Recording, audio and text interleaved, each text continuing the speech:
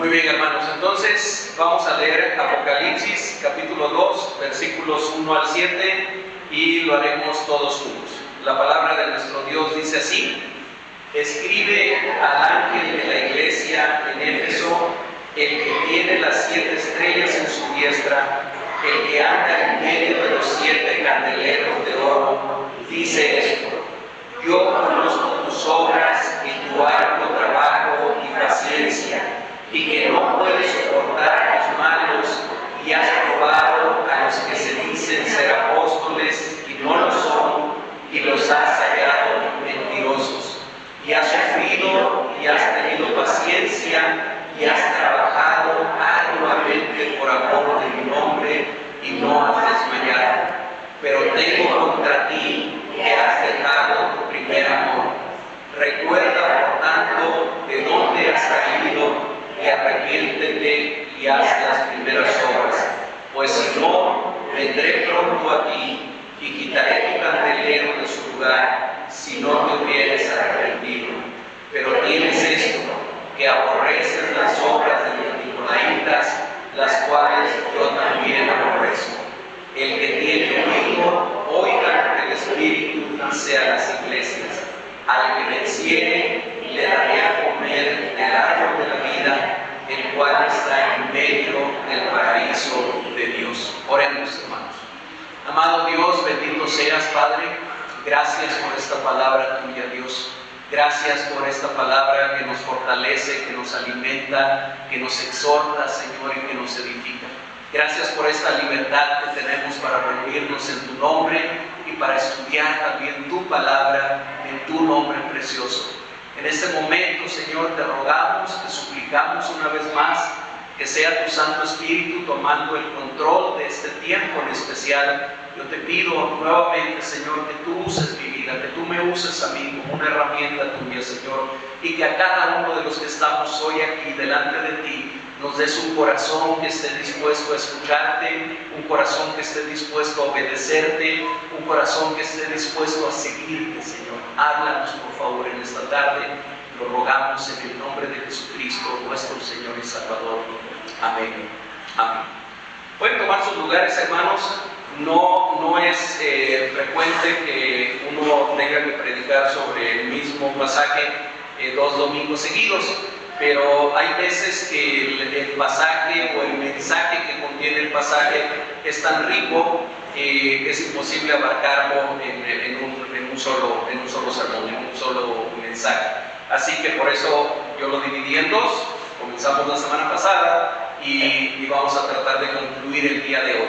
A ver, del mensaje de la semana pasada, yo esperaría, bueno, yo que más quisiera que ustedes se acordaran de todo el mensaje, ¿verdad? Y que ahorita me pudieran dar un resumen del mensaje de hace 8 días, pero eso no sería realista. Pero ustedes se acuerdan que yo les mencioné 2 palabras que les dije: si ustedes se acuerdan de estas 2 palabras en el resto de la semana, yo les estaré dando gloria a Dios por eso. ¿Alguien se acuerda la primera palabra? Recuerda. Ok, la segunda. Arrepiente.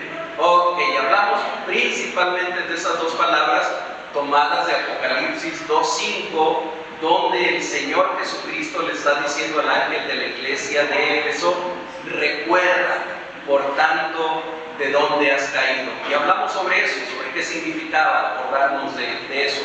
Y luego le dice: y arrepiéntete. Y hablamos también de esa parte del arrepentimiento.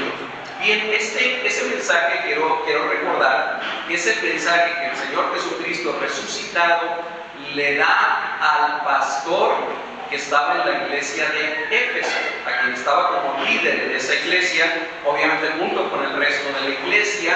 Más o menos ¿en qué año estaban por ese tiempo? Más o menos ¿qué año era? 1800, ¿no? ¿En qué año era? ¿Alguien se acuerda? Más o menos. ¿Cómo? Como siglo I, ok. Año 95. Año 95 después de Cristo, aproximadamente. ¿Y alguien se acuerda a dónde estaba aquel hombre que estaba recibiendo aquel mensaje? En la isla de Patmos, ¿verdad? Se supone que era el apóstol Juan y era quien estaba recibiendo ese mensaje. Bien, hoy vamos a tratar de reflexionar en la tercera de esas palabras. Una era acuérdate, la otra era arrepiéntete, y después de decirle arrepiéntete, dice en Apocalipsis 2:5, y haz las primeras obras. Esa es la tercera. Para que la podamos hacer una sola palabra, vamos a poner vuelve. Recuerda, arrepiéntete y vuelve. Vuelve a hacer las primeras obras. Vuelve a hacer las primeras obras, le dice el Señor a aquella iglesia en Éfeso. Y bueno, uno se preguntaría, ok, ¿de qué primeras obras está hablando? Haz las primeras obras. ¿Cuáles son esas primeras obras? ¿A qué exactamente se refiere el Señor? Como siempre, cualquier pregunta que a nosotros nos surja respecto a algo de la Escritura, debemos dejar que sea la misma Escritura la que nos responda. Si le está hablando a una iglesia del año 95 en Éfeso y le está diciendo haz las primeras obras, seguramente que era alguna obra o algunas obras que aquella iglesia solía hacer y que dejó de hacerlas, que paró, se detuvo de hacerlas. ¿Cómo podemos nosotros saber qué era lo que hacían, cuáles eran las obras que hacían los primeros cristianos en aquella primera iglesia? No precisamente en la de Éfeso, sino en las iglesias que nacieron en el siglo I. Bueno, creo que un pasaje que nos permite asomarnos con mucha certeza a lo que era la vida de los primeros cristianos está en el libro de los Hechos, en el capítulo 2, y vamos a leer los versículos 41 y 42. Sin que perdamos el hilo de que estamos en el mensaje dado a la iglesia de Éfeso en el Apocalipsis, vamos a ir brevemente porque tiene que ver con esas primeras obras de las cuales seguramente está hablando el Señor. Hechos capítulo 2, y vamos a leer todos juntos versículos 41 y 42, así como están para no hacer más movimiento. Hechos 2, 41 y 42. ¿Lo tenemos listo? Leemos juntos. Así que los que recibieron su palabra fueron bautizados, y se añadieron aquel día como 3,000 personas, y perseveraban en la doctrina de los apóstoles, en la comunión unos con otros, en el partimiento del pan y en las oraciones. Amén. Miren, sobre todo el versículo 42, no es el único, hay varios versículos en el libro de los Hechos que nos permiten ver en qué trabajaban, qué es lo que estaban haciendo los cristianos de la iglesia primitiva, de la primera iglesia, tanto en Jerusalén como las que fueron haciendo posteriormente en otros lugares, porque a nosotros nos debe de servir de referencia. Hermanos, yo comenzaba el mensaje de la semana pasada recordándoles que la iglesia de nuestro tiempo es una iglesia que está pasando por una crisis de identidad, por una crisis de fe, por una crisis en la cual la iglesia ha dejado de ser influencia para el mundo y ha sido influenciada por el mundo. Y creo que todos en este momento en la Iglesia Universal de Jesucristo deberíamos estar orando para que Dios revitalice a su iglesia, para que Dios traiga un avivamiento a su iglesia. Fíjense que yo no uso mucho la palabra avivamiento porque se le ha dado otra connotación diferente a la que realmente tiene. Y déjenme ponerles un ejemplo pequeñito, solamente para explicar por qué no uso tanto avivamiento. Bueno, yo no sé si ustedes escucharon las noticias hace 6-8 meses, no tienen mucho, yo estoy seguro que tienen menos de un año, de que en una universidad cristiana en Estados Unidos, si mal no recuerdo, en el estado de Kentucky, es una universidad cristiana, todas las universidades cristianas allá tienen una capilla, dicen ellos, la verdad que es una iglesia, bueno, a la hora del servicio estaba el pastor predicando y como parte de la predicación invitó a algunos estudiantes a que pasaran al frente a orar, y resulta que pasaron muchos y muchos estuvieron orando, y después después de orar comenzaron a adorar, a alabar al Señor. Había un grupo musical ahí y el grupo comenzó a adorar. ¿Se acuerdan? Sí leyeron de ese evento, ¿verdad? Bueno, y lo que ocurrió de diferente es que siguieron cantando, siguieron orando. Otros estudiantes comenzaron a llegar, hicieron lo mismo. Llegó la noche y continuaron haciendo lo mismo, orando, cantando, adorando. Otros estudiantes comenzaron a llegar, después comenzaron a llegar personas de otras universidades, de otras escuelas, y luego gente de otras ciudades de los Estados Unidos, y ya no me acuerdo bien cuántos días, pero eso duró como 7 días, yo creo, me parece, que como una semana. Y entonces se hablaba de un gran avivamiento ahí en ese lugar. Ahora les pregunto, ¿han oído hablar nuevamente de qué ha pasado en Kentucky? Tal parece que nada. Y entonces muchas veces cuando hablamos de avivamiento y decimos, Señor, manda un avivamiento aquí a Fuente de Vida, pensamos en que un día que vamos a estar aquí reunidos, cantando, orando, de repente algo va a pasar. A lo mejor todos vamos a empezar a orar, a lo mejor no nos vamos a querer ir. Sería hermoso que eso ocurriera. Yo no me aparto de que si Dios quiere que eso ocurra, eso ocurra. Pero amados hermanos, si no hay una transformación en la vida de las personas, si no hay un cambio profundo en el corazón de las personas que nos lleve a tener más santidad en nuestra vida y más obediencia a Dios en nuestra vida, tal avivamiento probablemente no sea un avivamiento. ¿Saben que en el siglo XVIII hubo por lo menos 2 grandes movimientos que empezaron en Estados Unidos, otro comenzó en Inglaterra y abarcó una extensión grandísima de territorio, pues, pero donde verdaderamente pecadores se arrepentían y venían a los pies del Señor Jesucristo, transformaban sus vidas eran cambiadas totalmente. Jonathan Edwards fue uno de los predicadores que Dios usó en aquella ocasión para ese tremendo avivamiento. Pero ¿saben en qué estaba basado ese avivamiento? En la predicación de la palabra, en la predicación de la palabra de Dios. Jonathan Edwards fue un hombre al que Dios lo usó de una manera sumamente especial. Hay tal vez el sermón más famoso de Jonathan Edwards, lo pueden conseguir por ahí en internet. Tiene un nombre así bien motivador para la gente. Se llama Pecadores en las manos de un Dios iracundo. A lo mejor no sería el nombre que buscarían más ahora en algunas iglesias para predicar sobre eso. Pecadores en las manos de un Dios iracundo. Tal vez es el sermón más famoso de Jonathan Edwards. Ese día, así como aquí leíamos que en Hechos capítulo 12 se convirtieron 3,000 personas ese mismo día después de que Pedro predicó, dicen que algo parecido ocurrió allá en los Estados Unidos después de esa predicación de Jonathan Edwards. Y eso fue un avivamiento que abarcó a toda la nación.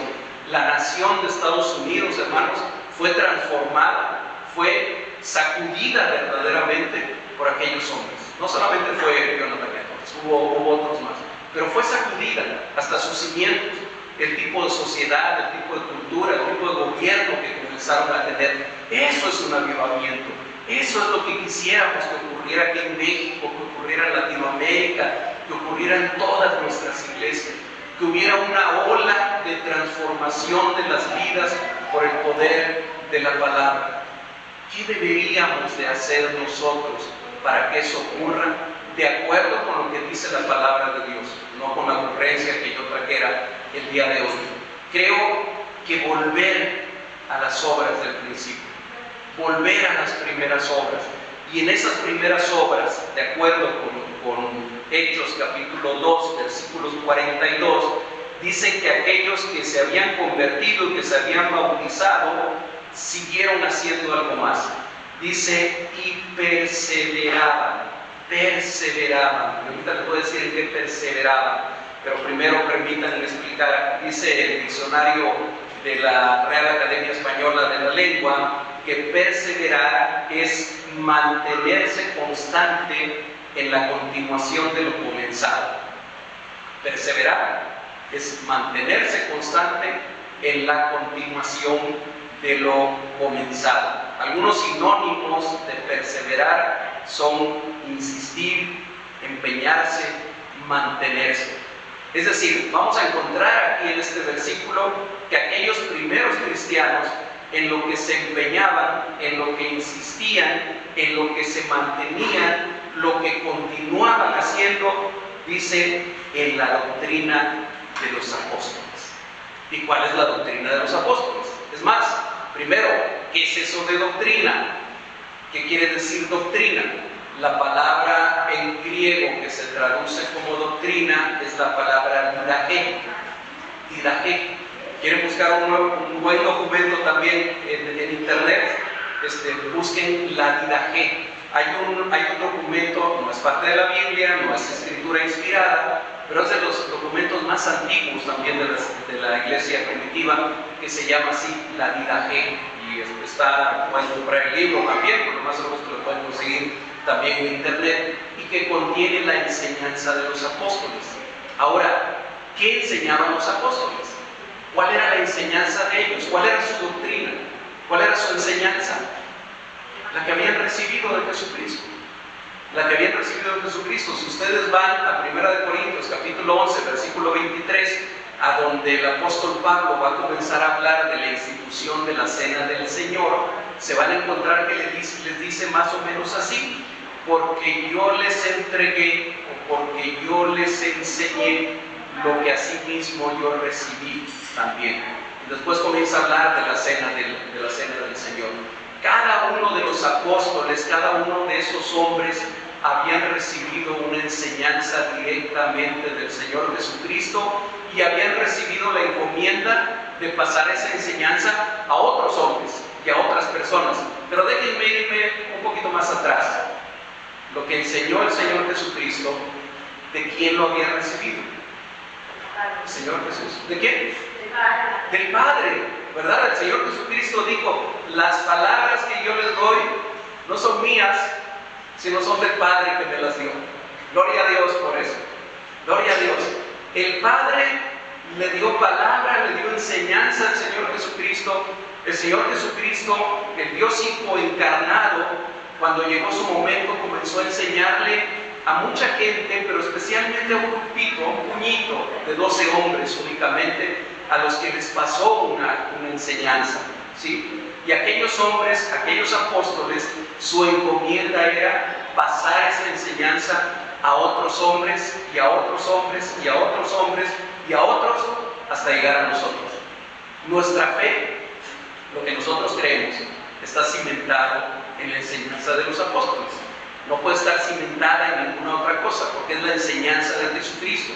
Bueno, aquellos primeros cristianos perseveraban en la doctrina de los apóstoles, perseveraban en la enseñanza que ellos habían recibido de parte de aquellos que a su vez habían sido enseñados por el Señor Jesucristo. Hermanos, necesitamos que la iglesia de Jesucristo sea revitalizada. Necesitamos que la iglesia de Jesucristo sea avivada. Necesitamos que la iglesia en todo el mundo retome el papel que debe de tener, no de seguir dejándose influenciar por el mundo, sino de ser una influencia para el mundo. ¿Qué es lo primero que tenemos que hacer? Hermanos, tenemos que volver a la palabra. Tenemos que volver a la palabra de Dios. A lo mejor suene demasiado obvio el decirlo, pero hermanos, no todos los domingos, en todas las iglesias, se está predicando de la palabra de Dios. No en todos lugares. Gracias, corazón. No en todos lugares se está predicando de esta palabra. Hay lugares a donde se está predicando sobre motivación personal, se está predicando sobre cómo le tenemos que hacer para que la gente se sienta bien, cómo le tenemos que hacer para que tú tengas paz en tu vida, cómo le tenemos que hacer para que te vaya bien en la vida, qué tienes que hacer para que tengas trabajo, para que tu negocio prospere, para que no te enfermes, para que todos tus problemas se resuelvan. Y saben que nos olvidamos de que parte del Evangelio de Jesucristo, el Señor Jesús dijo: en este mundo van a tener tribulación, pero no teman, yo he vencido al mundo. Y esa parte a veces se nos olvida también predicar. Miren, el día de ayer iba yo a venir con los niños. Ayer celebraron el Día del Niño aquí en BAM y me habían invitado para darles un mensaje a los niños. Finalmente no pude venir por alguna circunstancia en especial, pero bueno, no pude venir. Pero yo sí había preparado el mensaje. Yo quería darles un mensaje evangelístico. Y al preparar ese mensaje evangelístico busqué por ahí un material que más o menos lo conocía yo sobre cómo presentarles el plan de salvación a los niños. Y saben que me saltó algo inmediatamente cuando empecé a revisar, porque también son como pasos o como etapas de cómo llegar a Dios, aceptar a Jesucristo, recibir a Jesucristo. ¿Saben ustedes en cuántas partes de esos pasos se habla del arrepentimiento? ¿Saben cuántas? Así miren, cero bolita. Ninguna. No se menciona la palabra arrepentimiento. Algo que hemos dejado de predicar en los púlpitos es: necesitas arrepentirte. Y se nos olvida que el mensaje del Señor Jesucristo comenzó precisamente con eso: arrepiéntanse porque el reino de los cielos se ha acercado. Se nos olvida que quien precedió al Señor Jesucristo, quien preparó el camino para Él, Juan el Bautista, ¿qué predicaba? Arrepiéntanse porque el reino de los cielos se ha acercado. Era exactamente el mismo. Y a nosotros se nos olvida que para que un pecador transforme su vida, venga a los pies de Jesucristo, reciba al Señor Jesucristo como su Señor y Salvador, lo primero que tiene que hacer es saber que es pecador. Y si yo no le digo que es un pecador, entonces probablemente va a pensar nada más en que Dios es un Dios que es todo amor, que es toda misericordia, lo cual es cierto, por supuesto, si no estaríamos aquí. Pero que yo necesito hacer algo, necesito reconocer mi condición de pecador y arrepentirme antes de venir a Él. Tenemos que predicar el Evangelio de Dios, tenemos que predicar el Evangelio del Reino, tenemos que perseverar, es decir, insistir, mantenernos en la doctrina de los apóstoles, que es la misma enseñanza que se encuentra en la palabra de Dios. ¿Quieren ustedes encontrar una parte de la Biblia donde encuentran el Evangelio resumido, así como concretado en pocas palabras, en muchos versículos? Acompáñenme por favor a 1 Corintios capítulo 15, versículos 1 al 4. 1 Corintios 15, 1 al 4. Espero que lo localicen. Si ya lo tienen ahí, síganme nada más por su vista, por favor. 1 Corintios 15, 1 al 4, dice así la palabra de Dios: además os declaro, hermanos, el evangelio que os he predicado. Miren lo que dice: el cual también recibisteis, en el cual también perseveráis, por el cual asimismo, si retenéis la palabra que os he predicado, sois salvos, si no creísteis en vano. Porque primeramente os he enseñado, miren que esto es de lo que estaba yo hablando hace un rato, porque primeramente os he enseñado lo que asimismo recibí.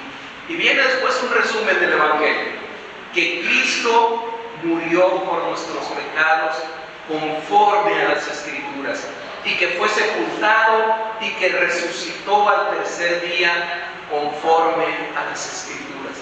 Ahí tenemos un brevísimo resumen de lo que es el Evangelio de Jesucristo.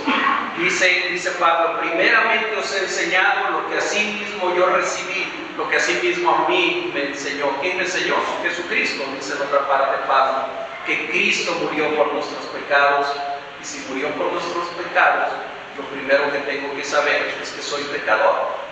Y por eso Cristo tuvo que morir por mí, si no, no hubiera salvación para mí. Pero no solamente murió por nuestros pecados, eso fue conforme a las Escrituras.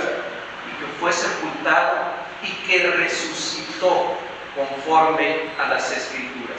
Hermanos, no pretendo ser simplista, ni quiero tampoco reducir toda la riqueza del Evangelio a una parte muy pequeña, pero es importante que los fundamentos de nuestra fe los conozcamos y que no nos salgamos, ni le agreguemos, ni le quitemos a esos fundamentos de nuestra fe. Mateo capítulo 28, versículos 18 al 20. Hoy en la mañana lo recordábamos también en la clase de catecúmenos. El Señor Jesucristo le dice a aquellos que lo están escuchando, y voy a leer: y Jesús se acercó y les habló diciendo: toda potestad me es dada en el cielo y en la tierra. Por tanto, id y haced discípulos a todas las naciones, bautizándolos en el nombre del Padre y del Hijo y del Espíritu Santo, enseñándoles que guarden todas las cosas que os he mandado, y aquí estoy con vosotros todos los días hasta el fin del mundo. ¿A qué hemos sido enviados como cristianos? ¿A qué hemos sido enviados como iglesia de Jesucristo? De acuerdo a lo que acabo de leer, dice: por tanto, ¿y qué? No. ¿Qué? Hacer discípulos. Por tanto, ir y hacer discípulos. Lo que nosotros tenemos que hacer, si nosotros queremos una revitalización de la iglesia, es que tenemos que hacer discípulos, hermanos. Y tenemos que enseñarles a que guarden las cosas que Jesús dijo que teníamos que guardar. Perseverar en la doctrina de los apóstoles es perseverar en la palabra de Dios, en las Escrituras, en el Evangelio, en la predicación, en la evangelización, en el discipulado. Si queremos ser revitalizados como iglesia, es lo primero a lo que debemos volver. Y aquí la pregunta sería: ¿qué componentes de esta primera obra habrían descuidado los hermanos de la iglesia de Éfeso, que Jesús les tiene que decir: haz las primeras obras? Y también, ¿qué componentes de esta primera obra hemos descuidado o hemos dejado de hacer nosotros? Sigue diciendo, estamos conectando Apocalipsis 2:5 con Hechos 2:42, y encontramos que además de perseverar en la doctrina de los apóstoles, aquellos primeros cristianos de la primera iglesia en Jerusalén perseveraban en la comunión unos con otros y en el partimiento del pan. Vamos a considerar ambas cosas juntas por obvio de tiempo. Vamos a considerar como uno solo. La palabra usada en el texto griego es una palabra de las palabras griegas más conocidas y que usamos más en las iglesias, que es la palabra koinonía. ¿Cuántos habían oído la palabra koinonía? Varios de nosotros, creo que la hemos oído. Bueno, la palabra koinonía es un sustantivo que significa compañerismo, participación, sociedad. Eso significa la palabra koinonía. Se deriva de otra palabra que es koinonos, y koinonos es socio o compañero o amigo. Hermanos, quienes somos parte de la iglesia de Jesucristo, debemos ser socios, debemos ser compañeros, debemos ser amigos. Yo les he compartido en un par de ocasiones, seguramente ya, porque es de las cosas que a lo mejor más se me quedan grabadas cuando la escuché hace algunos años. Alguna hermana en Cristo en la iglesia donde nos congregábamos en aquella ocasión, que se molestó, y se molestó de veras, no fue broma, se molestó con otra hermana, porque esta hermana le dijo: amiga, ¿cómo estás, amiga? Y entonces ella le dijo: ya no somos hermanas. Entonces ya no somos hermanas, somos amigas únicamente. Y ella decía: es que como que me degradaste de ser tu hermana, me bajaste a que nada más soy tu amiga. Y la otra pobre hermana ya no sabía qué decir, ¿no? Ya no sabía cómo enderezar algo que no tenía nada que enderezar, ¿verdad? Pero esto nos sirve para entender que a veces hemos mal entendido el concepto de ser hermanos. Somos hermanos porque somos parte de la misma familia, y está bien que nos digamos hermanos unos a otros porque lo somos, pero ser hermanos implica también otra cosa. Dice aquí la palabra de Dios que aquellos eran compañeros, eran koinonos, vivían en koinonía, más que traducirse como en hermandad, se traduce como compañerismo. Eran compañeros. ¿Qué es un compañero? Un compañero es alguien que camina junto contigo, es alguien que te ayuda cuando necesitas ayuda. Un amigo es alguien con quien tú puedes mostrarte amigo también, alguien a quien le puedes compartir tus problemas, alguien a quien le puedes pedir un consejo, alguien con el que puedes no estar de acuerdo sin temor a que por eso te vaya a dejar de hablar o ya no se vaya a llevar contigo. Es más, los amigos verdaderamente, los compañeros, podemos tener hasta esa libertad de repente enojarnos con el otro, sabiendo que no pasa nada, sabiendo que ese enojo no se va a poner el sol sobre ese enojo, y que al otro día vamos a seguir siendo tan amigos, tan hermanos, tan compañeros como lo éramos antes de que tuviéramos alguna diferencia. Bueno, aquellos hombres en la iglesia de Jerusalén, y estoy seguro que en la iglesia de Éfeso también, vivían en esa koinonía. No solamente vivían en ella, perseveraban en ella, insistían en ella, seguían, continuaban en ella. ¿Cómo le podemos hacer nosotros como iglesia, hermanos, para vivir en koinonía, para vivir en compañerismo? Miren, el miércoles pasado tuvimos un tiempo de koinonía bien hermoso, bien hermoso. Quienes pudieron estar allá en Cocoalcitla, pasamos un tiempo, y al menos hablo por mí, yo espero que esté hablando por todos, pasamos un tiempo bien hermoso. Cantamos, escuchamos una reflexión de la palabra, pero aparte de eso jugamos, ¿sí? No sabemos jugar voleibol, ya eso me quedó claro, pero jugamos voleibol, ¿sí? Jugamos algo ahí con unos globos llenos de agua, que me pareció divertidísimo. Hicimos una caminata que no estaba planeada, de 3 y cachito de kilómetros, ¿verdad? De ida y vuelta a Chapultepec. Platicamos, fuimos a platicar, no hablamos del apocalipsis, ni de la vida ni nada de eso. Hablamos de cosas comunes y corrientes. Hermanos, eso es ser compañeros, eso es ser amigos. Ahora, no necesitamos estar haciendo una reunión así cada 8 días, ni podríamos, ¿verdad? Pero sí podemos, en caminar juntos, ser más amigos, ser más compañeros, ser más íntimos. Si con alguien tenemos que ser íntimos, es con la familia del rebaño donde Dios nos ha puesto, a donde nos ha plantado el Señor. Eso era lo que hacían aquellos cristianos. Eso era lo que probablemente aquellos hermanos de la iglesia de Éfeso ya se les había olvidado, y habían perdido esa koinonía. Y muy probablemente por eso el Señor les dice: hagan las primeras obras. ¿Qué más? Dice que perseveraban en la comunión. Estoy en Hechos 2:42. En la comunión unos con otros, en el partimiento del pan. Y el partimiento del pan no lo quiero separar de la koinonía o del compañerismo, porque muy probablemente se refiere a una de dos cosas. Algunos autores dicen una cosa, otros dicen otra, pero es una de dos. O está hablando de que comían juntos, así como lo hicimos el miércoles, y como algunos lo vamos a hacer hoy, que comían juntos, que partían el pan y compartían los alimentos juntos. O está hablando también probablemente de la cena del Señor. El partimiento del pan muy frecuentemente se refiere a la celebración de la cena del Señor, de ese sacramento. Bueno, tiene que ver una cosa con otra. La mayor expresión de koinonía que ha habido en toda la historia del universo es la acción del Señor Jesucristo al entregarse a sí mismo por sus amigos, por sus compañeros, por aquellos a quienes Él amó. El Señor Jesucristo le decía en alguna ocasión a sus discípulos: ya no les voy a decir más siervos, sino ahora, ¿cómo les voy a decir? Amigos, amigos.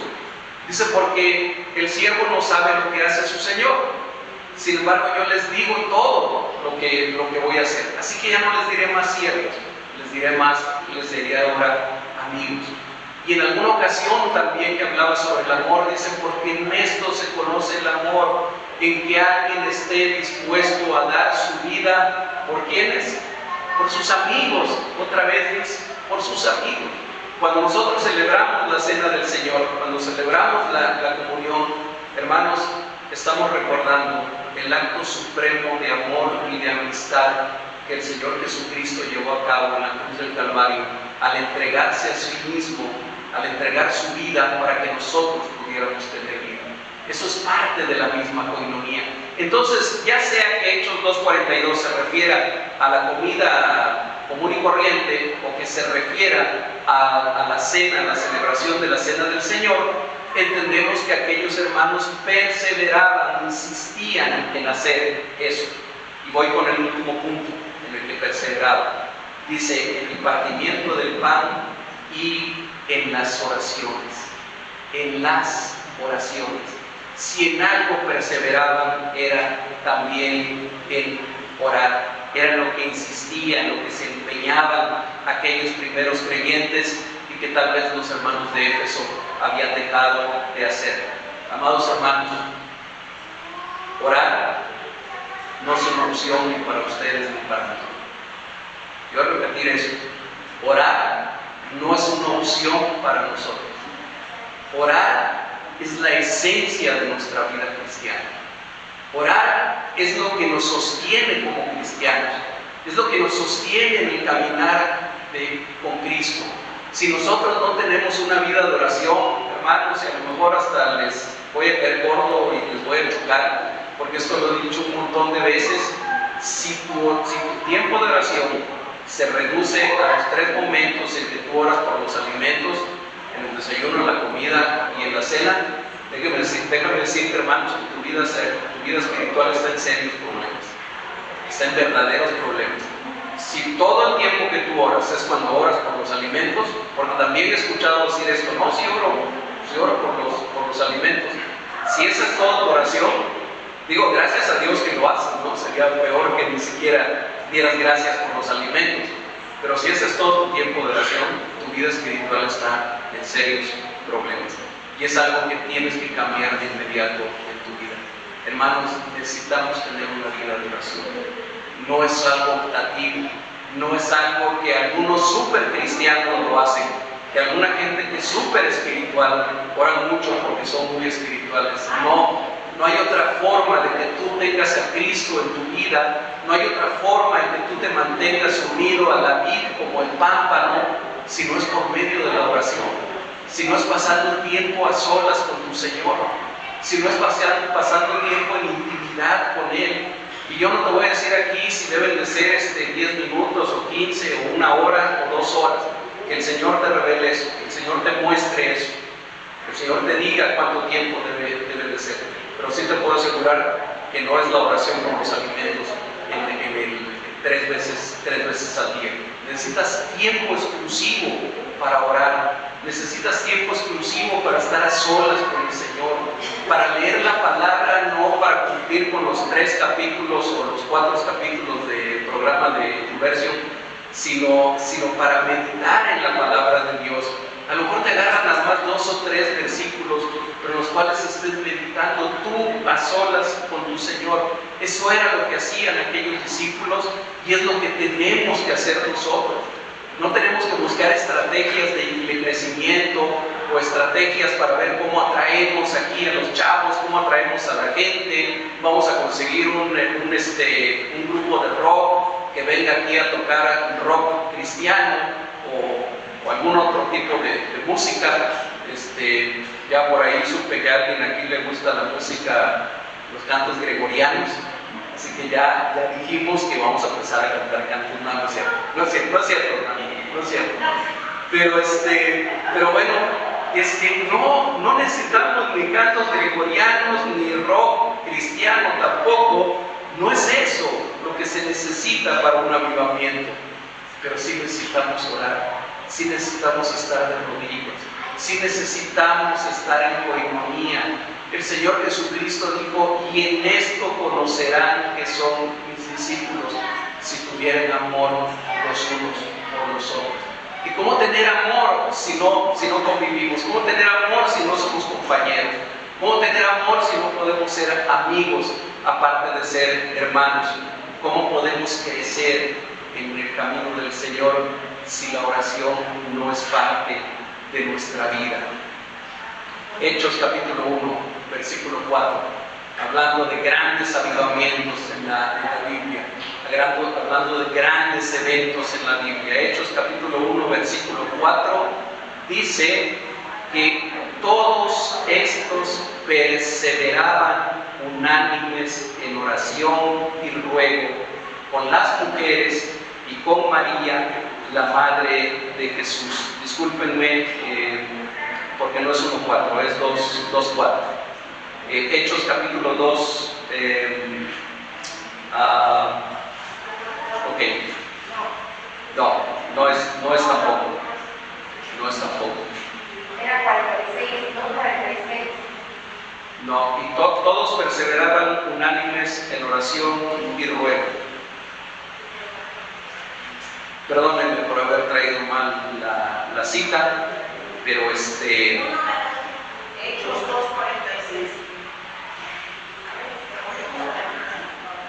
Perdón, 1.14, es que yo anoté 1.4, 1.14, dice: todos estos perseveraban unánimes en oración y ruego con las mujeres y con María, la madre de Jesús, y con sus hermanos. ¿En qué perseveraban aquellos hermanos?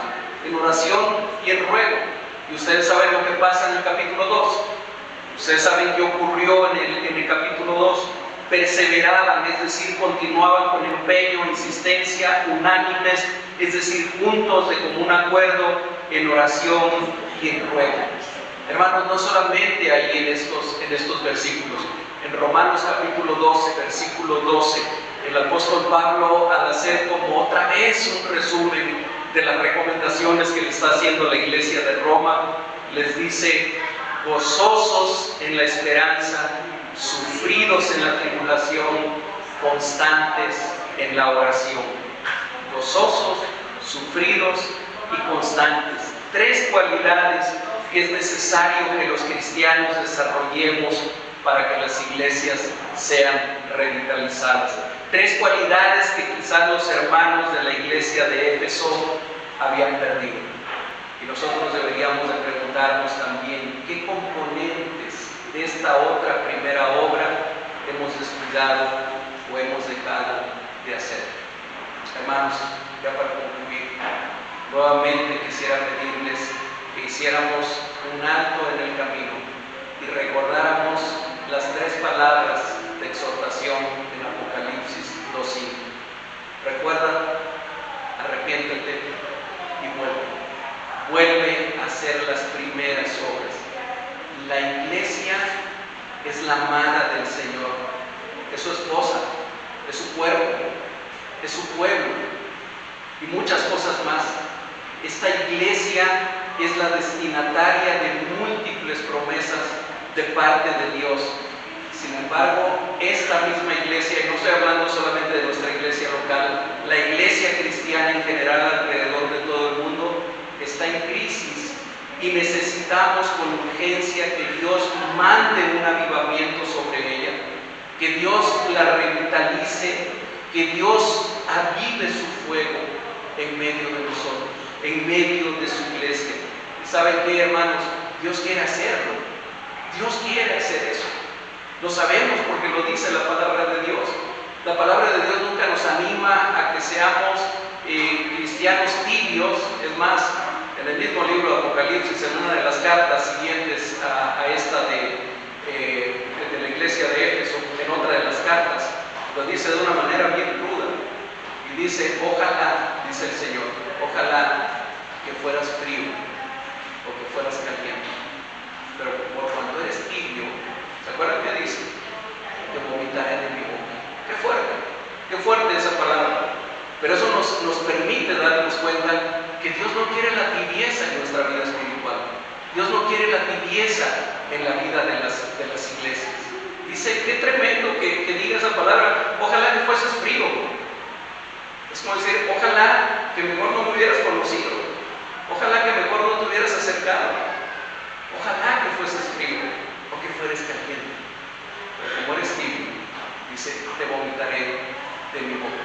Dios quiere que su iglesia sea revitalizada. Y nosotros el día de hoy necesitamos, al igual que la iglesia en Éfeso hace casi 2000 años, recordar de dónde hemos caído, arrepentirnos de nuestra falta de amor y volver a hacer las primeras obras, que siguen siendo las primeras, las más importantes. Ser fieles a la predicación del Evangelio del Reino de Dios, predicando a tiempo y fuera de tiempo, cuando es oportuno y cuando es inoportuno, cuando tenemos ganas de hacerlo y cuando no tenemos ganas de hacerlo, sin adulterar la palabra, sin diluir el mensaje de la palabra de Dios. Necesitamos también seguir viviendo en comunión, en compañerismo con nuestros hermanos y también con la comunidad, no solamente la comunidad que está aquí adentro, sino también con la comunidad que está aquí afuera, con ese mundo al cual el Señor nos mandó para que fuéramos luz y sal, al cual tenemos que afectar, en el cual tenemos que influir, que seamos compañeros, sí, entre nosotros, pero también compañeros allá afuera con los que no conocen del Señor. Y por último, orando sin cesar, pedirle al Señor que nos enseñe a ser gozosos en la esperanza, sufridos en la tribulación y constantes en la oración. Que el Señor tenga misericordia de su iglesia, que el Señor tenga misericordia de su pueblo y que el Señor nos ayude para que esta palabra quede centrada en nuestros corazones y la vivamos. Oremos, hermanos. Padre amado, gracias, Señor, por este tiempo. Gracias por esta palabra tuya. Gracias por este mensaje que nos has dado el día de hoy. Aquí estamos, Señor, delante de ti. Tú nos conoces, tú conoces nuestro corazón, conoces nuestra vida, conoces cada detalle de nuestra vida, de nuestra existencia. Conoces también nuestras necesidades, aquellas necesidades físicas que hay en nosotros. Pero en esta tarde, Señor, yo te quiero pedir por nuestra necesidad espiritual. Y nuestra necesidad espiritual eres tú, Señor.